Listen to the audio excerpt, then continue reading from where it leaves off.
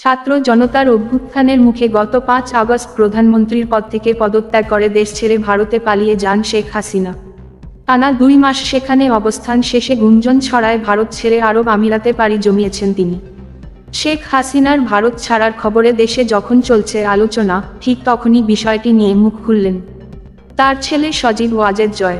সোমবার ৭ই অক্টোবর রাতে গণমাধ্যমের সঙ্গে আলাপকালে সজীব ওয়াজেদ জয় বলেন, আমার মা ভারত ছেড়ে গিয়েছে বলে যে খবর শোনা যাচ্ছে সেটি সঠিক নয়। তিনি এখনও ভারতেই অবস্থান করছেন।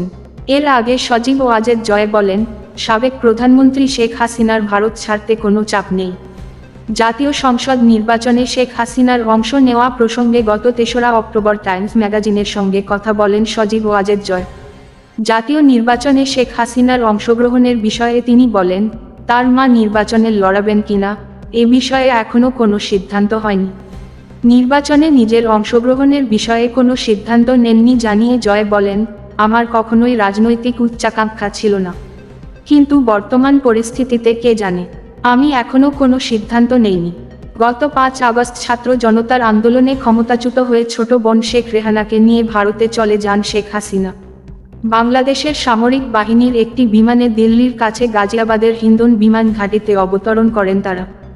এরপর থেকে তারা কোথায় আছেন তা আর জানা যায়নি। এদিকে শেখ হাসিনার সঙ্গে থাকা কূটনৈতিক পাসপোর্টও বাতিল করে দিয়েছে অন্তর্বর্তী সরকার।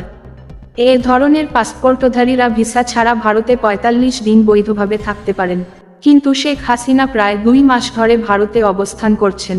কূটনৈতিক পাসপোর্টে তার বৈধভাবে অবস্থানের মেয়াদও শেষ হয়ে গেছে।